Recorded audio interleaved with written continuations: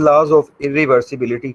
तो अब ये क्या कहता है डोलोज लॉज ऑफ इरिवर्सिबिलिटी? ये डोलो नामी साइंटिस्ट ने सबसे पहले 1890 में प्रपोज किया था। इसके मुताबिक क्या है कि ऑर्गेनिजम्स जो होते हैं वो अपनी प्रीवियस स्टेट में नहीं जा सकते, यानी जो कि इनके एंसेस्ट्रल सीरीज में थी ना, यानी कि आप कोई भी ऑर्गेनिज्म दोबारा अपने एंसेस्टर जैसा नहीं बन सकता, उसकी नस्ल में कोई भी वैसा नहीं हो सकता कि वो वैसा ही बन जाए जैसे उसके एंसेस्टर्स हुआ करते थे।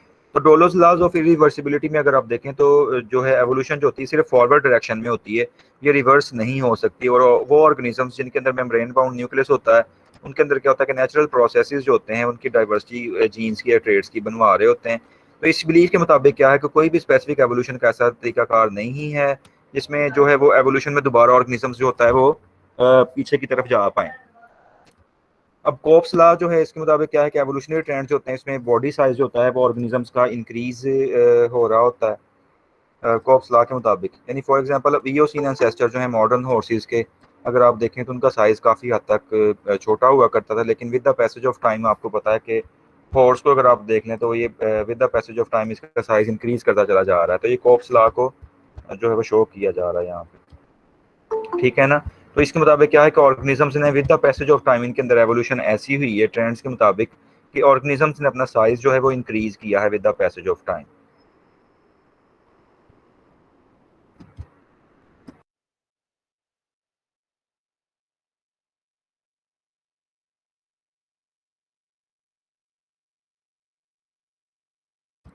तो अब इसमें जो है वो अब एडवांटेजेस देखें बिग होने के भी कुछ हैं। साइंटिस्ट ये कहते हैं कि ईओसीन एंसेस्टर जो मॉडर्न हॉर्सेस के हैं वो छोटे छोटे हुआ करते थे कोप्स लॉ के मुताबिक, लेकिन अब बड़े क्यों ऑर्गेनिजम्स हुए हैं? क्योंकि अब आप देखें इसमें तो जैसे फॉर एग्जांपल आप शेर को ही देख लें तो उसका शिकार करने का स्टाइल जो है वो ज़्यादा बेहतर हो गया है, वो बड़ा साइज उसका हो गया हुआ है। इसके अलावा अगर आप देखें तो वो अपने प्रेडेशन से ऑर्गेनिजम्स बच सकते थे, जैसे हाथी को देखें या डायनासोर को देखें, सारोपोड डायनासोर्स को, तो वो अपने शिकार से बच सकते हैं कि वह शिकारी जो है वो उनको आसानी से नहीं पकड़ सकता, उसको टाइम लगता है। इसी तरह से रिप्रोडक्टिव सक्सेस भी इंक्रीज ऑर्गेनिजम्स की करते हैं, यानी जिनका साइज बड़ा होता है तो सेक्सुअल सिलेक्शन में फीमेल जो होती है उनको प्रेफर कर रही होती है, जो ज़्यादा डेवलप्ड होते हैं, ज़्यादा बेटर होते हैं। इसी तरह से इंटेलिजेंस भी इंक्रीज इससे करती है, जैसे ऑर्गेनिजम्स का साइज आपको पता है बॉडी साइज जितना बड़ा होगा वैसे ही उसका जो है ब्रेन साइज भी तो उसके हिसाब से कुछ ना कुछ हद तक बड़ा होगा ना, तो इससे इंटेलिजेंस पे भी इफेक्ट पड़ता है। और इसके अलावा अगर आप देखें तो फूड की जो साइज रेंज है वो भी काफ़ी हद तक ऑर्गेनिजम्स की बढ़ती है, जैसे जो ज़राफ़े को देखें या एलिफेंट को देखें। और एनुअल मोर्टेलिटी भी इनकी जो होती है वो क्या होती है, वो कम होती चली जाती है। यानी जो ऑर्गेनिज्म जितने बड़े साइज का होगा वो उसकी अगर लाइफ स्पैन देखेंगे वो ज़्यादा बड़ा होगा। तो इस तरह से उनकी लॉन्गिविटी जो है या लाइफ स्पैन जो है ज़िंदगी का दौरानिया जो है वो ज़्यादा है as compare to small size animals. और इनके अंदर हीट रिटेंशन कैपेसिटी भी ज़्यादा होती है। इसको बर्गमैन्स रूल्स में आप देखेंगे कि मतलब वो ऑर्गेनिज्म जिनका साइज बड़ा होता है ना वो ज़्यादा हीट को स्टोर कर सकते हैं, क्योंकि जितनी ज़्यादा स्किन का सरफेस एरिया होगा उतनी ज़्यादा उसके ऊपर धूप पड़ेगी ना, या उतना ही ज़्यादा उसका एनवायरमेंटल कॉन्टैक्ट होगा, तो इट मीन्स उतना ही ज़्यादा वो ऑर्गेनिज्म क्या कर सकता है, वो हीट को अपने अंदर स्टोर कर सकता है। तो ये बर्गमैन्स रूल्स जो है वो इसको बता रहा होता है। अब इसके अलावा कुछ डिसएडवांटेजेस भी हैं ऑर्गेनिजम्स के बड़े होने के, कि एवोल्यूशन में ऑर्गेनिजम्स का साइज जब इंक्रीज किया है तो उससे कुछ उनको नुकसानात भी हुए हैं। अब अगर आप देखें तो लार्ज एनिमल्स जो होते हैं उनको क्योंकि ज़्यादा खुराक चाहिए होती है, जैसे एलिफेंट को आप देखें तो वो बहुत दूर दूर तक बेचारा माइग्रेट करता है फॉर देयर फूडर, तो उसने इतना ज़्यादा खुराक चारा खाना है तो उसके लिए वो जगह जगह घूम फिर रहा होता है। इसके अलावा लार्ज साइज के एनिमल्स को अगर आप देखें तो प्रेडेटर्स को आसानी से वो नजर आ सकते हैं as compare to small animals, तो इसलिए शिकार भी उनका आसानी से हो सकता है क्योंकि वो नजर जल्दी आ जाएंगे, छुप नहीं पाते वो। नेक्स्ट स्टूडेंट्स गाजीज रूल या एक्सक्लूजन प्रिंसिपल। इसमें क्या होता है कि दो स्पीशीज जो होती हैं जो जिनका ओवरलैपिंग निश होता है वो कभी भी इकट्ठी नहीं रह सकती। यानी दो स्पीशीज जो कि जिनका निश जो होगा यानी फीडिंग हैबिट सेम होगा वो एक जगह पे रह ही नहीं सकती, क्योंकि उनके अंदर कंपटीशन आ जाएगा ना, तो इसलिए वो को एग्जिस्ट नहीं कर सकती हैं। तो अब ये दोनों स्पीशीज में से क्या होगा कि एक जो होगी परसिस्ट करेगी, दूसरी जो होगी या तो वो एक्सटिंक्ट हो जाएगी उस इलाके के अंदर या फिर वो कहीं और माइग्रेट कर जाएगी। तो अब इसमें क्लासिक एक्सपेरिमेंट्स चूंकि गाज ने किया था तो उसके अंदर उसने पैरामीशियम की स्पीशी को देखा था कि पैरामीशियम कॉर्डेटम है और पैरामीशियम ऑरेलिया है, ये दो उसकी स्पीशी थी। तो अब उसने देखा कि जब उसने यीस्ट को जो है कल्चर किया यानी कि यीस्ट मीडियम के अंदर इनको, तो पैरामीशियम ऑरेलिया जो थी वो फास्टर रेट पे ग्रो कर रही थी, और पैरामीशियम कॉर्डेटम जो थी वो इतना फास्ट यानी कि जो थी वो ग्रो नहीं कर पा रही थी। जब दोनों स्पीशी को सेम कल्चर वेसल के अंदर ग्रो करवाया गया तो पैरामीशियम ऑरेलिया जो थी वो डोमिनेट कर गई थी मिक्सचर के अंदर, और दूसरी जो थी पैरामीशियम कॉर्डेटम वो बिल्कुल मर गई थी। तो इस तरह से जो है ये दोनों स्पीशीज में से सिर्फ एक ही यानी कि सर्वाइव की थी, दूसरी जो है खत्म हो गई थी। तो ये भी प्रूव हो गया कि इट मीन्स कि जब दो स्पीशीज जो होंगी जिनका सेम इकोलॉजिकल निश होगा तो उनमें से सिर्फ एक सर्वाइव करेगी, दूसरी मर जाएगी। नेक्स्ट मैंने आपको भी बताया कि बर्गमैन्स रूल्स है। बर्गमैन्स रूल स्टूडेंट ये कहता है कि जो टेम्परेचर का इफेक्ट होता है वो ऑर्गेनिज्म के साइज के ऊपर हो रहा होता है। मतलब फॉर एग्जांपल बर्ड्स या मैमल्स को आप देखें कोल्डर एरियाज के उनका साइज लार्जर होता है, जबकि अगर वार्मर एरियाज के आप देखेंगे तो उनका साइज जो होता है वो इतना ज़्यादा नहीं होता है। क्योंकि कोल्डर एरियाज के क्यों इतना बड़ा साइज होगा, उसकी रीज़न यही है ना, मैंने आपको बताया कि वो हीट को ट्रैप कर सकते हैं अपनी बॉडी में, ज़्यादा उनका सरफेस एरिया होगा तो इसलिए वो ज़्यादा ट्रैप कर सकते हैं। तो बर्गमैन्स रूल्स को वो एविडेंस भी बता रहा है कि अब पोलर बियर्स को अगर आप देखें तो वो बाकी बियर्स की निस्बत ज़्यादा बड़े होते हैं। ये जैसे आपको व्हाइट कलर का पोलर बियर नज़र आ रहा है तो ये ज़्यादा बड़ा होता है क्योंकि ये इक्वेटर वाले एरिया की तरफ रहते हैं। और वो एनिमल्स जो कि जिनके अंदर वेरिएशन विद इन स्पीशीज आ रही होती हैं तो वो क्या करते हैं कि वो जियोग्राफिकल लोकेशन के हिसाब से क्या होता है उनका साइज वेरी कर रहा होता है। जैसे अब ये पोलर एरियाज में जो रहने वाले हैं इनका साइज बड़ा होगा, जैसे जैसे आप इक्वेटर की तरफ आएंगे वैसे वैसे साइज क्या होगा ऑर्गेनिजम्स का स्मॉल होता जा रहा है।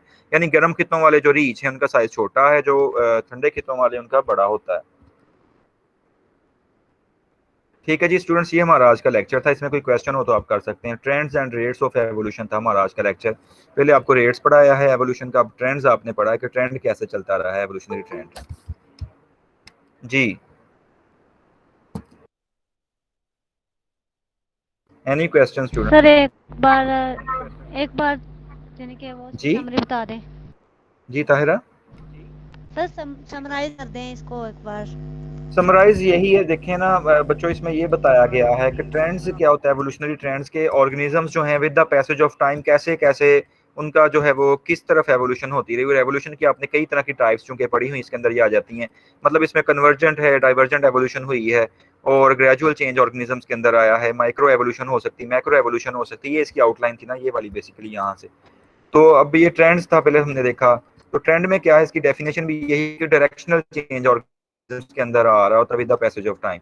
फिर इसमें माइक्रो एवोल्यूशन हो सकती है, मैक्रो हो सकती है, और उसमें फिर आपने पैटर्न्स देखे और ग्रेजुअल चेंज आता जाता है ऑर्गेनिजम्स के अंदर एक खास डायरेक्शन की तरफ। जैसे अब साइज इंक्रीज होता चला गया ना, तो ये हॉर्स का साइज आप देखें with the passage of time increase करता चला गया। ये डॉग साइज का एनिमल कभी हुआ करता था। और डाइवर्जेंट एवोल्यूशन में क्या होता है कि दो मुख्तलिफ स्पीशी के मेंबर्स जो होते हैं वो एक ही जो होता है तरह की उनके अंदर मतलब जो एक ही तरह की स्पीशी होती हैं वो उसके मेंबर्स दो तरह की स्पीशी में कन्वर्ट हो जाते हैं, वो डाइवर्जेंस हो जाती है। जैसे अब यहाँ पे आप देखें तो ये पोलर बियर बियर हो सकता है या दूसरा कोई बियर हो सकता है। अडेप्टिव एडिशन आप इसमें पढ़ चुके हो, ये भी ट्रेंड में आ जाता है कि ऑर्गेनिजम्स नए हैबिटेट में जब जाते हैं तो वैसे ही वो अपने आप को मॉडिफाई कर लेते हैं। कन्वर्जेंट एवोल्यूशन में आपने देखा था कि दो मुख्तलिफ जो ऑर्गेनिजम्स होते हैं स्पीशी के, वो उनको सेम हैबिटेट मिलने की वजह से, ये सेम फोर्सेस मिलने की वजह से वो एक जैसे बन जाते हैं। तो को एवोल्यूशन में आपने देखा कि दो मुख्तलिफ स्पीशीज जो होती हैं वो एक दूसरे के मुताबिक इवॉल्व हो रही होती है। मतलब अगर प्रीडेटर की एवोल्यूशन हो रही तो प्रे की भी एवोल्यूशन वैसी ही हो रही होगी। अगर प्लांट की एवोल्यूशन हो रही है तो जो उसको पोलिनेट कर रहा है वो भी वैसा ही बनता चला जाएगा। मतलब वो प्लांट के मुताबिक बनेगा, उसकी चूंच वैसी हो जाएगी, उसका साइज वैसा हो जाएगा ताकि वो उसकी पोलिनेशन कर सके। अगर शिकारी एक्टिव हो रहा है तो शिकार भी क्या होगा उसके मुताबिक एक्टिव होगा कि उससे वो बच सके। तो इस तरह से जो एवोल्यूशन हो रही होती है वो क्या है, को एवोल्यूशन हो रही होती है। दो मुख्तलिफ स्पीशी की इकट्ठी एवोल्यूशन हो जाना वो क्या है, को एवोल्यूशन कहलाता है। इसके बाद आपने इसमें फिर देखा कि पैरेलल एवोल्यूशन होती है कि अक्सर दो ऑर्गेनिजम्स जो होते हैं सिमिलर ऑर्गेनिजम्स उनको सेम उनके लाइन के ऊपर एवोल्यूशन हो रही होती है। जैसे आपने ये हाथी की एग्जांपल देखी कि हाथी के जो एंसेस्टर थे वो कॉमन थे, उनमें से एक जो नस्ल आगे बनी वो वुली मैमथ है, यानी एक दूसरे के पैरेलल एवोल्यूशन हो रही है ना, एक दूसरे के मतवाजी। तो एक तरफ जो है वो मॉडर्न एलिफेंट था जो कि हमारी ज़मीनी खित्तों में रहता था, ये बर्फानी इलाकों में रहने वाला था वुली मैमथ, ये एक्सटिंक्ट हो गया हुआ है। इसके बाद आपने डोलोस लॉज देखा कि इसके मुताबिक क्या है कि ऑर्गेनिजम्स की जो एवोल्यूशन हो रही होती है वो एक खास डायरेक्शन की तरफ हो रही होती है। और डोलोस लॉज ये कहता है कि ऑर्गेनिजम्स जो होता है इसको आप सिर्फ एक ये खास डायरेक्शन में हो रही होती है, फॉरवर्ड डायरेक्शन में एवोल्यूशन, ये रिवर्स में नहीं हो सकती। इसके बाद आपने कोपीज लॉ पढ़ा तो कोपीज लॉ क्या कहता है कि इसके मुताबिक क्या है कि ऑर्गेनिजम्स का जो है वो एवोल्यूशनरी ट्रेंड ये रहा है कि छोटे साइज से बड़े साइज की तरफ ऑर्गेनिजम्स जाते हैं। और बड़े साइज के आपने कुछ फायदे भी यहाँ पे देखे हैं कि उससे क्या होता है, मोर्टेलिटी उनकी जो होती है वो कम हो जाती है, उनकी एज लाइफ स्पैन बढ़ जाता है, हीट को ज़्यादा वो स्टोर कर सकते हैं और उनकी ज़िंदगी का दौरानिया बढ़ जाता है, इंटेलिजेंस बढ़ गई है उनकी, रिप्रोडक्टिव सक्सेस उनकी ज़्यादा हो जाती है।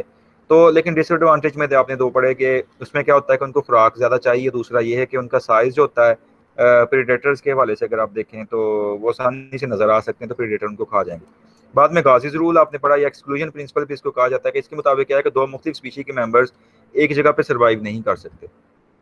ठीक है ना, क्योंकि जैसे पैरामीशियम कॉर्डेटम और पैरामीशियम ऑरेलिया आपने एग्जांपल इसमें पढ़े कि ये दोनों जो है इनको इकट्ठा एक मीडियम में ग्रो करवाया गया तो एक ही सिर्फ रह गई स्पीशी पैरामीशियम की, दूसरी जो थी वो खत्म हो गई क्योंकि उन दोनों के क्या थी, सेम रिक्वायरमेंट्स, इकोलॉजिकल रिक्वायरमेंट्स जिंदा रहने के लिए, तो उनमें से सिर्फ एक ही सर्वाइव की।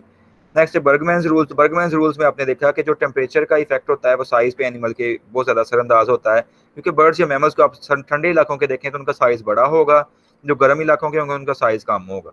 क्यों ऐसे है, मैंने आपको बताया कि जो बड़े साइज का होगा वो ज़्यादा एनर्जी को ट्रैप कर सकता है, तो इसलिए वो वहाँ पे सर्वाइव कर सकता है ठंडे इलाकों में, पोलर रीजन्स में। तो उसने यहाँ पे आपको बियर्स की एग्जांपल दी कि पोलर बियर को अगर आप देखें तो उसका साइज बहुत बड़ा होता है as compare to spectacle bears, ये बाकी जितने भी नजर आ रहे हैं, तो इनसे ये बड़े साइज का है क्योंकि ये ठंडे पर बर्फानी इलाकों में रहता है।